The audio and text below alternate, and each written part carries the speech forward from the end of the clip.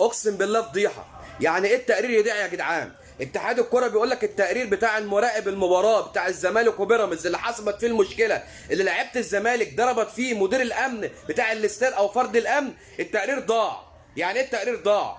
وبيقول لك بالفعل التقرير كان بيدين اللعيبه اللي هم ضربوا الفرد الامن بتاع الاستاد.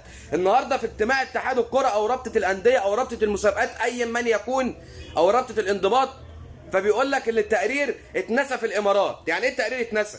انا اول مره في حياتي اشوف تقرير بيدين حد بيتنسي. على كده التقرير هيتكتب من اول وجديد. بيقول لك طب هيدين اللعيبه دي؟ بيقول لك طب هل هيبقى في عقوبات؟